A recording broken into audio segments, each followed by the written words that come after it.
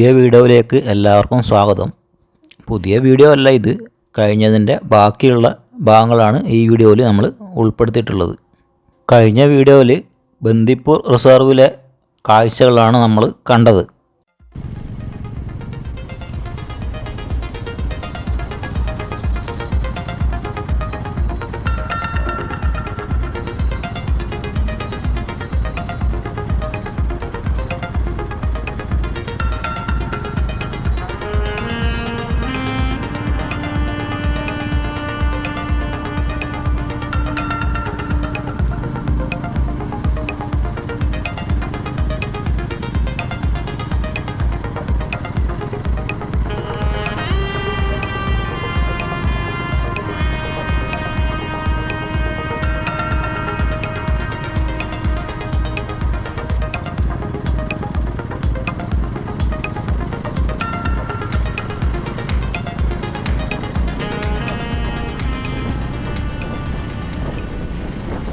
അങ്ങനെ മുത്തങ്ങ, ബന്ദിപ്പൂർ ഒക്കെ കഴിഞ്ഞ് നമ്മൾ ഗുണ്ടൽപേട്ടിലേക്ക് പോയിക്കൊണ്ടിരിക്കുകയാണ്.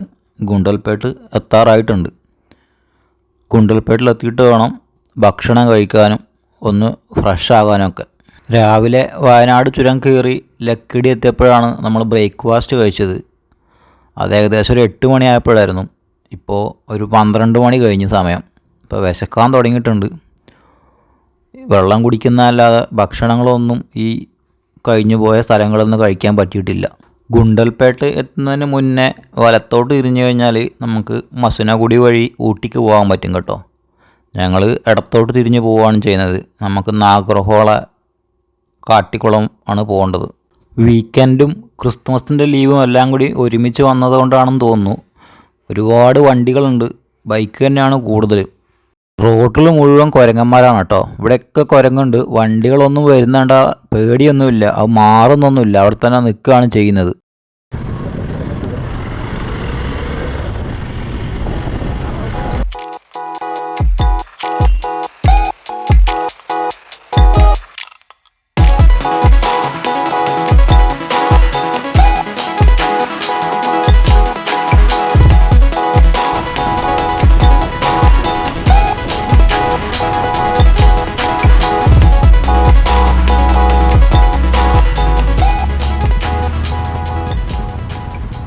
അങ്ങനെ ഞങ്ങൾ ഗുണ്ടൽപേട്ട് കഴിഞ്ഞു കേട്ടോ. ഗുണ്ടൽപേട്ടിലൊരു കേരള ഹോട്ടലുണ്ട്. അവിടെ കയറി പൊറോട്ടയും ചില്ലി ചിക്കനൊക്കെ കഴിച്ചു. വെള്ളമെല്ലാം കുടിച്ച് ഒന്ന് ടോയ്ലറ്റിലൊക്കെ പോയി ഒന്ന് ഫ്രഷായിട്ടാണ് ഇപ്പോൾ വീണ്ടും യാത്ര തുടങ്ങിയത്. കർണാടകത്തിലെ വനമേഖലകളൊക്കെ കഴിഞ്ഞ് ഇപ്പം ഞങ്ങൾ ഒരു ഗ്രാമത്തിലൂടെയാണ് പോയിക്കൊണ്ടിരിക്കുന്നത്. 2 സൈഡിലും കണ്ണെത്താ ദൂരത്തോളം വയലുകളാണ് കേട്ടോ. അവിടെ എല്ലാം കൃഷി ചെയ്യുന്നതാണ്. അവിടെ കൃഷി ചെയ്തൊരു സാധനമാണ് ഈ റോഡിൽ ഉണങ്ങാനിട്ടിരിക്കുന്നത്. അത് നിങ്ങൾ കാണുന്നുണ്ടോ? നമ്മളെ നെല്ല് കൊയ്ത് കഴിഞ്ഞിട്ടാകുമ്പം അതിൻ്റെ കറ്റ ഉണങ്ങാനിടൂലേ, അതുപോലെയാണ് കേട്ടോ ഇത്. റോഡ് കണ്ടോ? ഇത് കാണുന്നില്ല? റോഡ് മുഴുവൻ ഈ സാധനം ഇങ്ങനെ ഉണങ്ങാനിട്ടേക്കാണ്. കണ്ടോ? അവിടെ ആളുകൾ നിൽക്കുന്ന കാണാം. അതിൻ്റെ അത് അടിച്ചു വാരി ഒരു സൈഡിലേക്ക് ആക്കുന്നൊക്കെ ഉണ്ട്. അതിൻ്റെ മുകളിൽ കൂടി തന്നെയാണ് നമ്മൾ ഈ വണ്ടികളെല്ലാം പോകുന്നത്. റോഡിൽ നിറയെ അതിങ്ങനെ വിരിച്ചിട്ടേക്കാണ്. കാണുന്നില്ലേ? ഇതാ നോക്കിയാൽ കാണാം. ഉണ്ടോ? അതിൻ്റെ സൈഡിലൊക്കെ ആളുകൾ നിൽക്കുന്നുണ്ട് അത് വൃത്തിയാക്കാൻ വേണ്ടിയിട്ട്. നമ്മൾ വണ്ടി നിർത്തിയിട്ട് അവരോട് ചോദിച്ചായിരുന്നു കേട്ടോ ഇതെന്താ സാധനം എന്ന്. അപ്പോൾ അവർ പറഞ്ഞത് സാമ്പാറിലൊക്കെ ഇടുന്നൊരു പരിപ്പാണെന്നാണ് പറഞ്ഞത്. അപ്പോൾ നമ്മൾ സാമ്പാറിലിടുന്ന സാധാരണ പരിപ്പായിരിക്കില്ല, വേറെ എന്തെങ്കിലും ടൈപ്പ് പരിപ്പ് കൂടി ഉണ്ടാകുമായിരിക്കും വേണമെങ്കിൽ. അതെന്താണെന്ന് ശരിക്കും മനസ്സിലായിട്ടില്ല. അവരങ്ങനെയാണ് പറഞ്ഞത്, സാമ്പാറിലിടുന്നതാണെന്നാണ് പറഞ്ഞത്. കുറച്ച് ദൂരമൊന്നുമല്ല കേട്ടോ, ഒരു 10-15 കിലോമീറ്റർ ദൂരം റോഡിൽ മുഴുവൻ ഈ സാധനം മാത്രം തന്നെയാണുള്ളത്. അതിൻ്റെ 2 സൈഡിലും കുറേ ആളുകളുണ്ട്, അത് അടിച്ച് വൃത്തിയാക്കുന്നുണ്ട്. പിന്നെ വാരി എടുത്തിട്ട് ഇങ്ങനെ ഒരു മുകളിൽ താഴോട്ടിടും. അപ്പോൾ സൈഡിൽ നിന്ന് ഒരു മുറം വെച്ചിട്ട് വീശി കൊടുക്കും. അപ്പോൾ അതിനകത്ത് പുല്ലും കാര്യങ്ങളൊക്കെ അങ്ങ് പോകും. ഈ പരിപ്പ് മാത്രം ഒരു സൈഡിലേക്ക് വീഴും. എന്നിട്ട് അത് ഒരു ചാക്കിലോട്ട് വാരി നിറക്കുകയൊക്കെ ചെയ്യുന്നുണ്ട്. നല്ല ഉറപ്പുള്ളതാണ്. അതിൻ്റെ പുറത്തോടി വണ്ടി കയറി കഴിഞ്ഞാൽ അത് പൊട്ടിപ്പോകുന്നൊന്നുമില്ല. ബസ്, ലോറിയൊക്കെ അതിൻ്റെ മുകളിൽ കൂടി നല്ല സ്പീഡിലാണ് പോകുന്നത്. നമ്മൾ ആദ്യമായിട്ട് കാണുന്നതുകൊണ്ട് നമുക്കൊരു പേടിയുണ്ട്. അപ്പോൾ നമ്മൾ പതുക്കെ പോവും, അല്ലെങ്കിൽ അതില്ലാത്ത ഭാഗത്തുകൂടി മാറി പോവുകയാണ് ചെയ്യുന്നത്. ഈ നാട്ടുകാരുടെ വണ്ടിയെല്ലാം അതിൻ്റെ മുകളിൽ കൂടി സ്പീഡിൽ ഓടിച്ചാണ് പോകുന്നത്.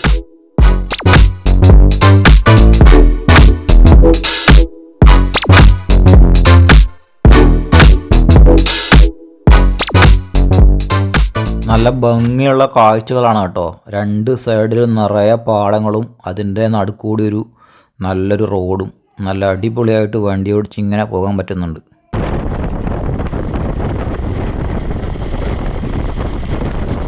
ഈ റോഡിൻ്റെ സൈഡിലായിട്ട് ഇതുപോലത്തെ വലിയ ആൽമരങ്ങളുണ്ട് കേട്ടോ. ആൽമരങ്ങളുടെ വേരുകൾ ഇങ്ങനെ താഴേക്ക് വളർന്ന് വന്നിട്ടുണ്ട്. അത് ഒരു വെട്ടിക്കളഞ്ഞിട്ടൊന്നുമില്ല, ഈ വാഹനങ്ങൾ പോകാനുള്ള ഭാഗത്തിന് മാത്രം ഒന്ന് ഒതുക്കി വെച്ചിട്ടുണ്ട്. ബാക്കി എല്ലാ ഭാഗത്തും ഈ വേരുകൾ ഇങ്ങനെ താഴോട്ട് തൂങ്ങിക്കിടക്കുന്ന കാണാം. ഫോട്ടോ ഒക്കെ എടുക്കാൻ പറ്റിയ സ്ഥലങ്ങളാണ് കേട്ടോ. ഞങ്ങളിവിടെ വണ്ടിയൊക്കെ നിർത്തി കുറച്ച് ഫോട്ടോയും വീഡിയോയൊക്കെ എടുത്ത് അവിടെയൊക്കെ കുറച്ച് നേരം നിന്ന് നടന്ന് കാണുകയൊക്കെ ചെയ്തിട്ടാണ് ഇവിടുന്ന് പോയത്.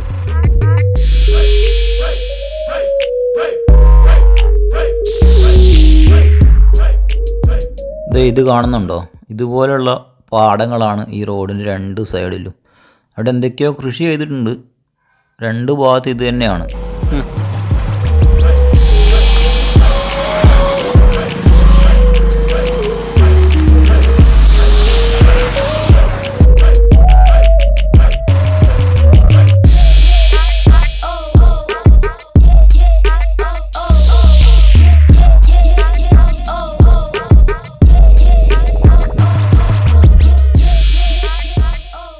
ഇതിപ്പോൾ ഇവിടെ ഈ ജസ്റ്റ് റോഡിലേക്ക് ഇറങ്ങി നിൽക്കുന്ന മാത്രമേ ഒരു മുറിച്ചിട്ടുള്ളൂ.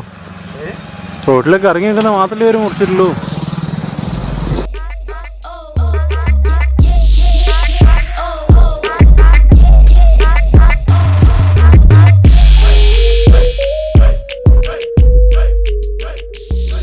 അപ്പോൾ നമുക്ക് ഇവിടുന്ന് വിടാം കേട്ടോ. ഇനി നമുക്ക് നാഗർഹോള വഴി കാട്ടിക്കുളം എത്തണം. നമ്മൾ റൂം എടുത്തിട്ടുള്ളത് കാട്ടിക്കുളത്താണ്. ഇന്നത്തെ സ്റ്റേ കാട്ടിക്കുളമാണ്.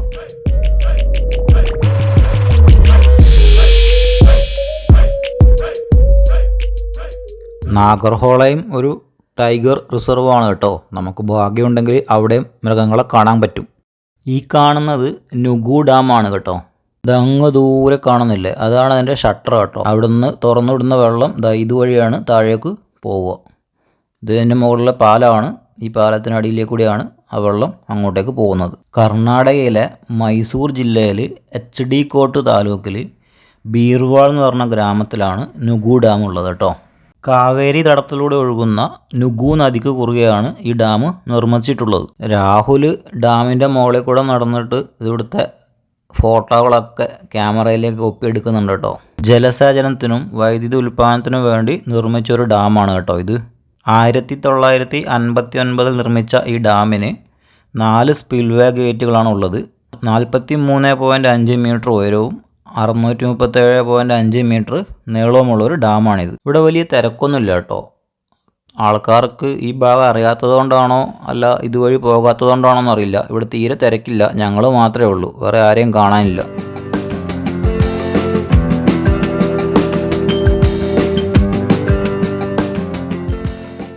ഞങ്ങൾ നുഗു ഡാമിൻ്റെ ഏരിയയിൽ ഒരു 20 മിനിറ്റിനടുത്ത് ചിലവഴിച്ചായിരുന്നു. അതിൻ്റെ സൈഡിൽ തന്നെ ഒരു ചെറിയൊരു കടയുണ്ട്. ഒരു പ്രായമായുള്ളൊരു അമ്മയാണ് ആ കട നടത്തുന്നത്. അവരോട് ആ ഡാമിൻ്റെ കാര്യങ്ങളും അതിനെക്കുറിച്ചൊക്കെ ചോദിച്ച് മനസ്സിലാക്കിയ ശേഷം അവിടുന്ന് ഒരു നാരങ്ങ വെള്ളമെല്ലാം കുടിച്ചിട്ടാണ് ഞങ്ങൾ വീണ്ടും യാത്ര തുടങ്ങിയത്. ആ റോഡ് നേരെ വന്ന് ചേരുന്നത് HD കോട്ട എന്ന് പറഞ്ഞ സ്ഥലത്താണ് കേട്ടോ. HD കോട്ട. അവിടുന്ന് വലത്തോട്ട് പോയി കഴിഞ്ഞാൽ മൈസൂർക്ക് പോകാം. ഇടത്തോട്ട് വന്നു കഴിഞ്ഞാൽ മാനന്തവാടി റൂട്ടിലാണ് ഞങ്ങളിപ്പോൾ പോയിക്കൊണ്ടിരിക്കുന്നത്. ഇപ്പോൾ നമ്മളീ പോയിക്കൊണ്ടിരിക്കുന്നത് നാഗർഹോള വന്യജീവി സങ്കേതത്തിലൂടെയാണ് കേട്ടോ. ഇതും ഒരു ടൈഗർ റിസർവ് തന്നെയാണ്. കാടിൻ്റെ ഉൾഭാഗത്ത് ഒരുപാട് മാൻകൂട്ടങ്ങൾ മേഞ്ഞ് നടക്കുന്നുണ്ട്. അതാണ് രാഹുൽ കാണിച്ചു തരുന്നത്.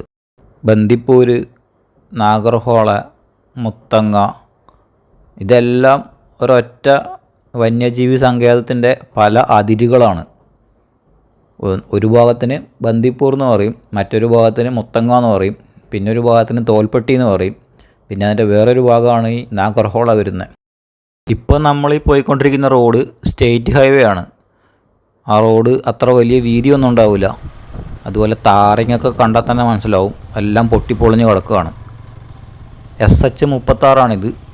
മൈസൂർ മാനന്തവാടി റോഡാണ്. മൈസൂരിൽ നിന്ന് മാനന്തവാടിക്ക് പോകുന്ന റോഡ്. അത്ര നല്ല റോഡൊന്നുമല്ല, എന്നാൽ ഗട്ടറിനും ഹമ്പിനും ഒരു കുറവോട്ടില്ല താനും. ബന്ദിപ്പൂർ റോഡ് നാഷണൽ ഹൈവേ ആണ്, NH66.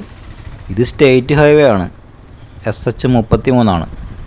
അപ്പോൾ സ്റ്റേറ്റ് ഹൈവേ ആയതുകൊണ്ടായിരിക്കാം അത്ര നല്ല റോഡല്ലാത്തത്. ഞങ്ങളുടെ ഈ ട്രിപ്പ് പെട്ടെന്ന് പ്ലാൻ ചെയ്തതുകൊണ്ട് ഞങ്ങൾക്ക് ഓൺലൈനായിട്ട് ടിക്കറ്റൊന്നും കിട്ടിയില്ല. ബന്ദിപ്പൂർ, നാഗർഹോള 2 സ്ഥലത്തും സഫാരിക്ക് ഓൺലൈൻ ബുക്ക് ചെയ്യാൻ പറ്റും. ഓൺലൈൻ ബുക്ക് ചെയ്താൽ നമുക്ക് കാടിൻ്റെ ഉള്ളിലോട്ട് പോകാൻ പറ്റും, കുറേ മൃഗങ്ങളെയൊക്കെ കാണാനാകും. അപ്പോൾ ഞങ്ങൾ പെട്ടെന്ന് പ്ലാൻ ചെയ്തതായതുകൊണ്ട് തന്നെ ഞങ്ങൾക്ക് ടിക്കറ്റ് കിട്ടിയില്ലായിരുന്നു. എന്നാലും ഞങ്ങൾ ഈ വരുന്ന വഴിക്ക് 2 കൗണ്ടറിലും ഒന്ന് കയറി അന്വേഷിച്ച് നോക്കിയിരുന്നു. അപ്പോൾ അവർ പറഞ്ഞത് ടിക്കറ്റൊന്നും ഇല്ല, എല്ലാം തീർന്നാണ് പറഞ്ഞത്. 2-3 വലിയ കാട്ടുപോത്തുകൾ ഈ റോഡ് ക്രോസ് ചെയ്ത് അങ്ങോട്ട് പോയായിരുന്നു കേട്ടോ. അതുകൊണ്ടാണ് ഞങ്ങൾ വേഗം വന്ന് നോക്കിയത്. അപ്പോഴത്തേക്കും അത് താഴോട്ടിറങ്ങിപ്പോയി, ക്യാമറയിൽ കിട്ടിയില്ല. അല്ലെങ്കിലും നമ്മൾ കണ്ണുകൊണ്ട് കാണുന്ന ആ ഒരു പവറും ക്ലാരിറ്റിയൊന്നും ഒരു GoPro ഉപയോഗിച്ചാലും കിട്ടുന്നില്ല കേട്ടോ. അതൊന്ന് വേറെ തന്നെയാണ് ആ പവർ.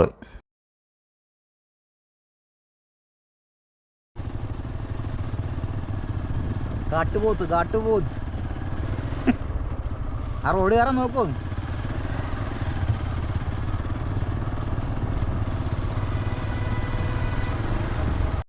നിങ്ങൾ ഈ റൂട്ടിൽ വരാൻ ഉദ്ദേശിക്കുന്നുണ്ടെങ്കിൽ ബന്ദിപ്പൂർ അല്ലെങ്കിൽ നാഗർഹോള ആ സൈറ്റ് വഴി ഓൺലൈൻ ടിക്കറ്റ് ബുക്ക് ചെയ്തിട്ട് വരുന്നതായിരിക്കും നല്ലത്. അങ്ങനെ ബുക്ക് ചെയ്തിട്ട് വന്നു കഴിഞ്ഞാൽ നിങ്ങൾക്കൊരു സഫാരി ചെയ്യാനുള്ള ഒരവസരം കിട്ടും. അപ്പോൾ അത്യാവശ്യം മൃഗങ്ങളെല്ലാം കാണാൻ കഴിയും. ഇവിടെ വന്നു കഴിഞ്ഞാൽ ടിക്കറ്റ് കിട്ടില്ല, ഓൺലൈൻ ആയിട്ട് ടിക്കറ്റ് ബുക്ക് ചെയ്യണം. രാവിലെ 6 മണി മുതൽ 9 മണി വരെയും ഉച്ചയ്ക്ക് 2:30 മുതൽ 5:30 വരെയാണ് സഫാരി ടൈം. ജീപ്പ് സഫാരിയും ബസ് സഫാരിയും അവൈലബിൾ ആണ് കേട്ടോ. അതിൽ നമുക്കിഷ്ടമുള്ളത് സെലക്ട് ചെയ്ത് ബുക്ക് ചെയ്താൽ മതി. റോഡിലെ കൂടി ഒരുപാട് കുരങ്ങന്മാർ പോകുന്നുണ്ട് കേട്ടോ. അതുകൂടാതെ റോഡിൻ്റെ സൈഡിൽ മാനുകൾ മേഞ്ഞ് നടക്കുന്നതും കാണാൻ പറ്റുന്നുണ്ട്. പിന്നെ കാട്ടുപോത്തിനെ കണ്ടു. ആനേനെ ഒന്നും ഇവിടുന്ന് കണ്ടിട്ടില്ല. അവിടെയൊക്കെ കുറേ മാനുകൾ മേയുന്നുണ്ട് കേട്ടോ. അങ്ങോട്ട് പോകാൻ പറ്റില്ല, ക്യാമറയിലെ കൂടി കാണുന്നില്ല, കുറച്ച് താഴോട്ടാണുള്ളത്. അതുകൊണ്ട് തന്നെ ശരിക്കും കാണാൻ കഴിയുന്നില്ല. നല്ല സൂം ചെയ്യാൻ പറ്റുന്ന ടൈപ്പ് ക്യാമറകൾ വേണ്ടി വരും. അങ്ങനെയാണെങ്കിൽ ഫോട്ടോ എടുക്കാൻ പറ്റും. ഈ സമയം കറക്റ്റാണ്. അതാ നമ്മൾ നോക്കിയിരിക്കുന്ന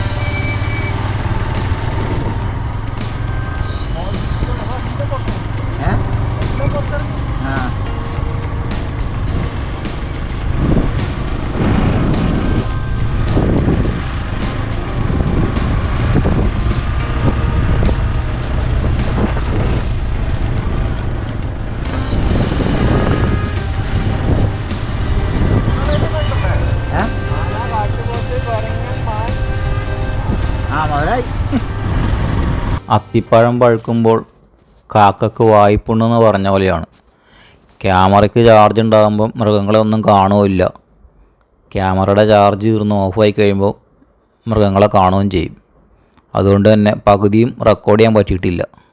ഇവിടെ ഒരു ചെറിയൊരു തോടുണ്ട്. ചെറുതല്ല, അത്യാവശ്യം വലുത് തന്നെയാണ്. ഇപ്പോൾ വെള്ളം കുറഞ്ഞതാണെന്ന് തോന്നുന്നു.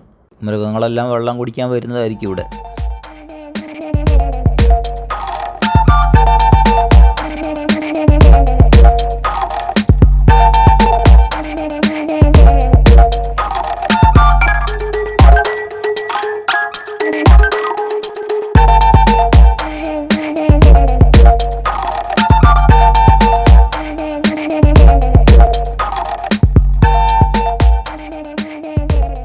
ചെറിയ റോഡാണ് കേട്ടോ, വലിയ തിരക്കുമില്ല.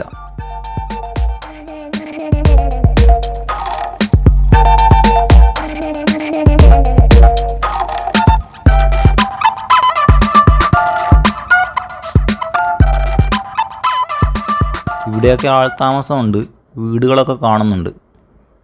വന്യമൃഗങ്ങൾ വരാതിരിക്കാൻ വേണ്ടി കരണ്ട് വേലിയുണ്ട്. രാത്രിയാകുമ്പോൾ അത് ചാർജ് ചെയ്യുമായിരിക്കും. അങ്ങനെയാകുമ്പം പിന്നെ മൃഗങ്ങളൊന്നും അതിൽ തട്ടി ഷോക്ക് അടിക്കുന്നത് കൊണ്ട് വരാതിരിക്കും. 6 മണി വരെ ഈ വന്യജീവി സങ്കേതത്തിലേക്ക് വാഹന ഗതാഗതം അനുവദിക്കുകയുള്ളൂ കേട്ടോ. 6 മണി കഴിഞ്ഞാൽ പിന്നെ ഗേറ്റ് അടയ്ക്കും.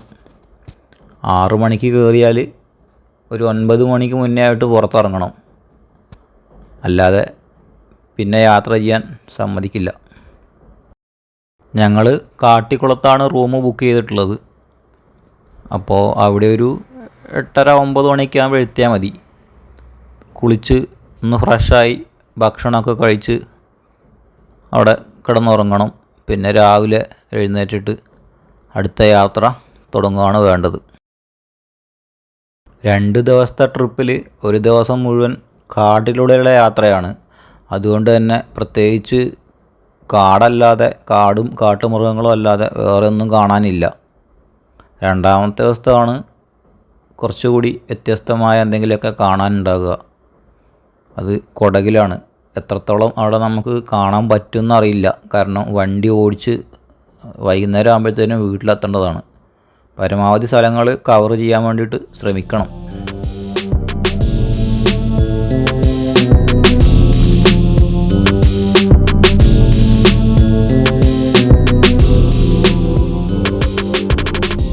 ഇനി സഫാരി ബുക്ക് ചെയ്ത് പോകാൻ താല്പര്യമില്ലെങ്കിൽ ഇതുപോലെ സ്വന്തം വാഹനമുണ്ടെങ്കിൽ അതുമായിട്ട് വന്നാലും മതി.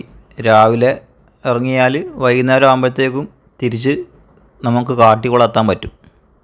ആ റോഡിൻ്റെ ഇടത്ത് ഭാഗത്തായിട്ട് കുറേ കാട്ടുപോത്തുകൾ മേയുന്നുണ്ട് കേട്ടോ. നിങ്ങൾക്ക് നോക്കിയാൽ കാണാൻ പറ്റും. ഇടത്ത് സൈഡിലോട്ടായിട്ട് ഒരുപാട് കാട്ടുപോത്തുണ്ട്. ഉള്ളിലോട്ട് കുറേ ഉണ്ട്. റോഡ് സൈഡിലായിട്ടൊരു 5-8 എണ്ണം വേറെ ഉണ്ട്. ഇതാ കാണുന്നില്ല ആ സൈഡിലോട്ട്. ഇതുപോലത്തെ 3-4 എണ്ണമാണ് കേട്ടോ നേരത്തെ റോഡ് ക്രോസ് ചെയ്ത് പോയത്. ആ സമയത്ത് ക്യാമറ ഓഫായതുകൊണ്ട് വീഡിയോ എടുക്കാൻ പറ്റിയില്ല. ക്യാമറയുടെ ബാറ്ററി പെട്ടെന്ന് തീർന്നു പോകുന്നത് വലിയൊരു പ്രശ്നമാണ്. ആക്ഷൻ ക്യാമറയുടെ മെയിൻ പ്രശ്നമാണ് ഈ ബാറ്ററി ബാക്കപ്പ്. ബാറ്ററിയുടെ ചാർജ് പെട്ടെന്ന് തീർന്നു പോകും. നിങ്ങൾ ജീപ്പ് സഫാരി ബുക്ക് ചെയ്തിട്ടാണ് യാത്ര ചെയ്യാൻ വരുന്നത് എങ്കിൽ ഇതാ ആ വരുന്ന വണ്ടി കണ്ടോ, അതുപോലത്തെ ഒരു വണ്ടിയിലാണ് നമുക്ക് യാത്ര ചെയ്യാൻ പറ്റുന്നത്.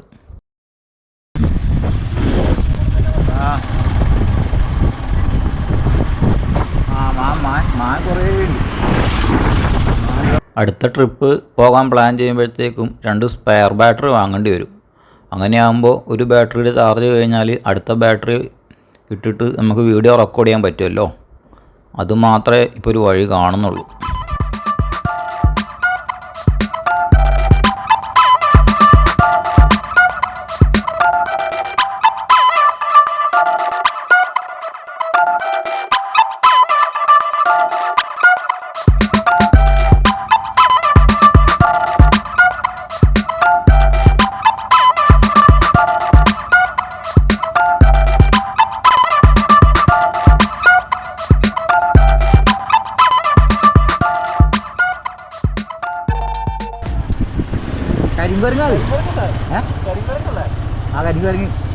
ആ മരത്തിൻ്റെ മുകളിൽ ഒരു കരിങ്കുരങ്ങുണ്ടായിരുന്നു.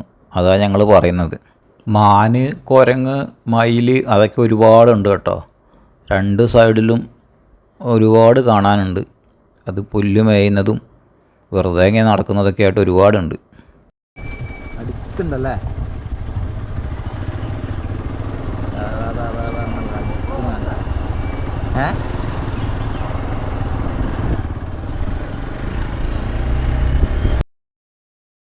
വണ്ടി ബ്രേക്ക് ഡൗൺ ആയതാണെന്നാണ് തോന്നുന്നത്. അവർ ഹെൽപ്പ് ചോദിച്ചിട്ടൊന്നുമില്ല. ചോദിച്ചെങ്കിൽ നിർത്തായിരുന്നു.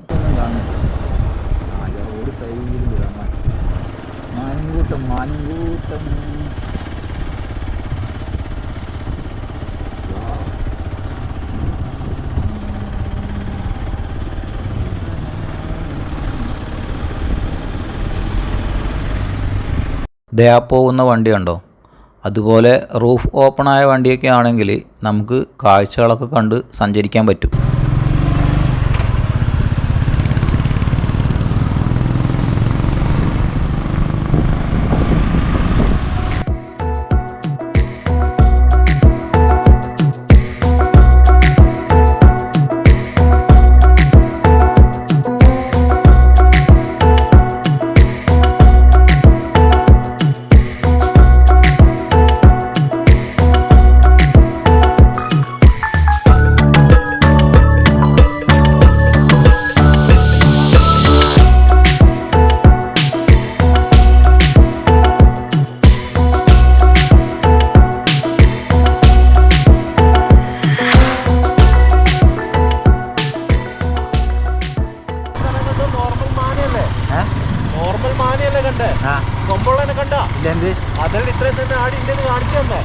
കൈയോട് കാണിക്കണ്ടേ? കൈ അപ്പം കാണിക്കണം, എന്നാലേ ഞാൻ നോക്കുള്ളൂ. ഇത് തിരിയുന്ന കാണുമ്പോൾ ഞാൻ കേൾക്കുന്നത് സ്കാനിങ്ങിലാണെന്നാ.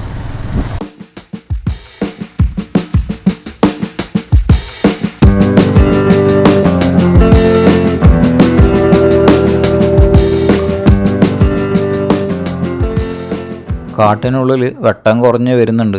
സൂര്യൻ അസ്തമിക്കാനായും തോന്നുന്നു. ചെറിയ ഇരുട്ട് വന്നു തുടങ്ങിയിട്ടുണ്ട്.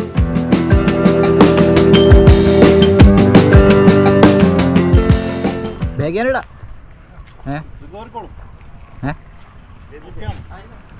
നോക്കട്ടെ, നടുവിന് കുറച്ചെന്തെങ്കിലും ഡിഫറൻസ് ഫീൽ ചെയ്യുന്നുണ്ടോ?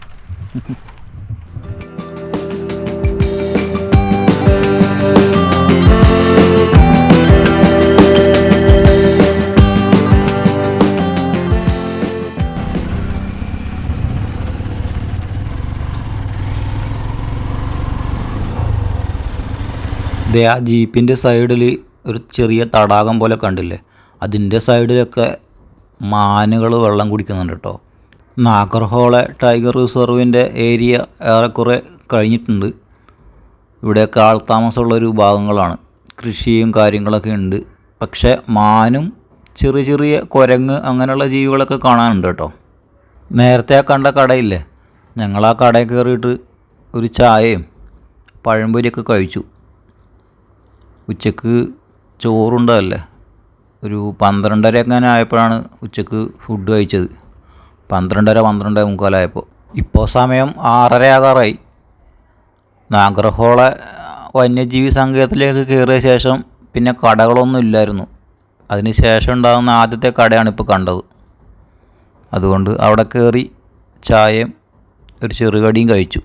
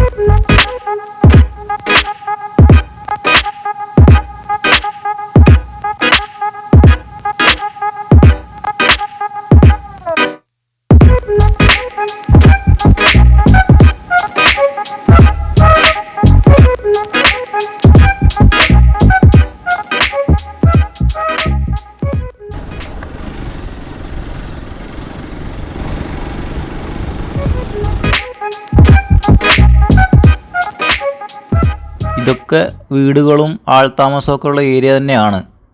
ദൂരെ ദൂരെയായിട്ട് ഓരോരോ വീടുകൾ കാണാം. പക്ഷേ ഇവിടെയൊക്കെ ഈ ആന ക്രോസ് ചെയ്യുന്നതിൻ്റെ ബോർഡൊക്കെ വെച്ചിട്ടുണ്ട്. ഈ മൃഗങ്ങൾ ക്രോസ് ചെയ്യുന്ന ഏരിയകളിലൊക്കെ ഈ റോഡിൽ ഇതുപോലുള്ള ഹമ്പുകൾ ഉണ്ടാക്കി വെച്ചിട്ടുണ്ടാകും. ഇവിടെയൊക്കെ മൃഗങ്ങൾ ഇറങ്ങുന്ന ഭാഗങ്ങളൊക്കെ തന്നെയാണെന്ന് തോന്നുന്നു.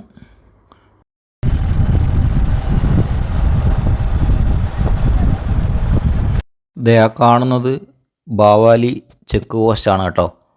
അതിൻ്റെ ഒരു സൈഡ് ക്ലോസ് ചെയ്തിട്ട് കാണാം നിങ്ങൾക്ക്. അതുവഴി വാഹനങ്ങളെ കടത്തിവിടില്ല കേട്ടോ. നേരെ തന്നെ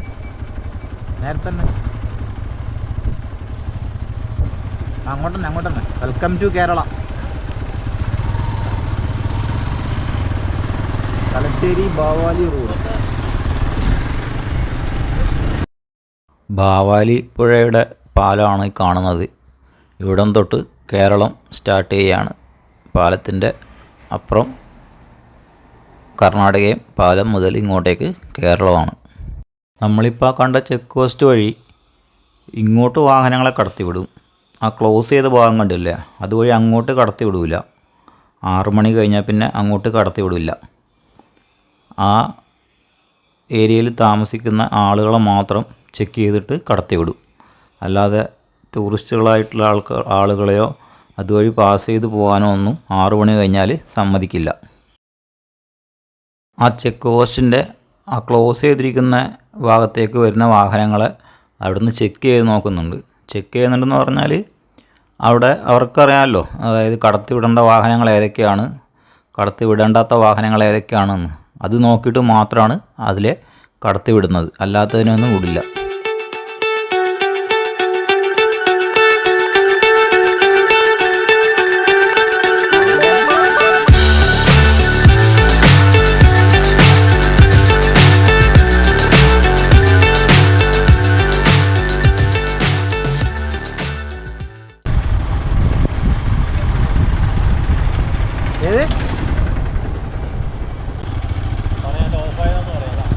ഈ ബാവാലിപ്പുഴയാണ് കൊട്ടിയൂർ അമ്പലത്തിൻ്റെ സൈഡിലൂടെ ഒഴുകുന്നത്.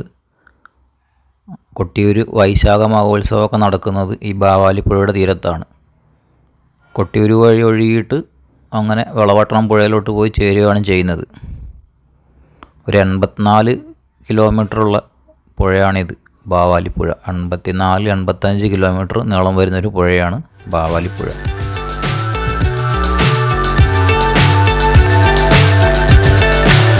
So high I'm hypnotized.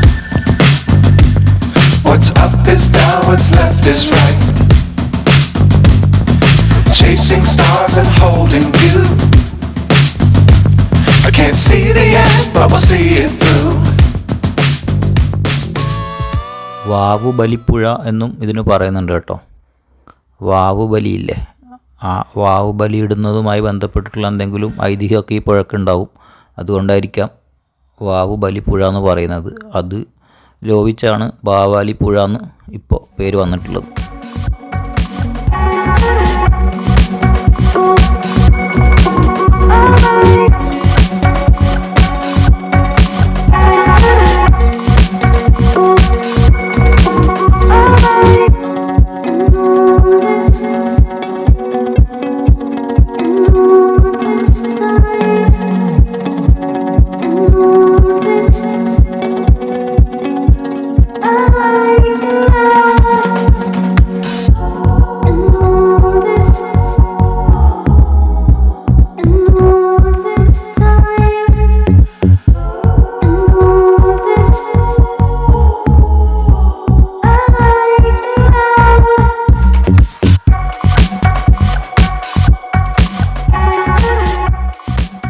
ഞങ്ങൾ റൂം എടുത്തത് കാട്ടിക്കുളത്താണ്.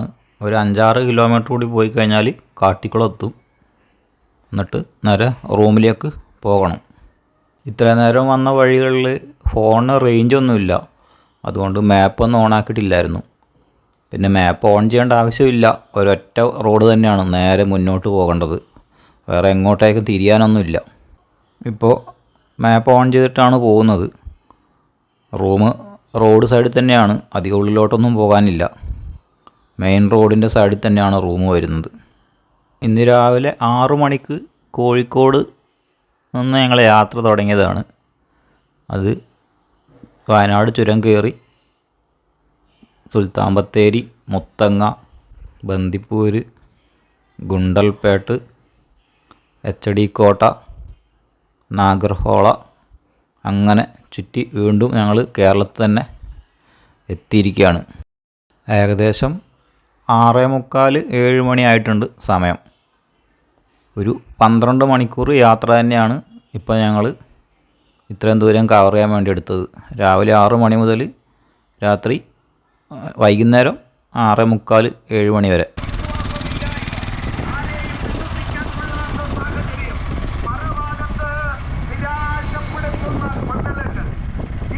ഇവിടെ എവിടെയാണ് റൂം വരുന്നത്.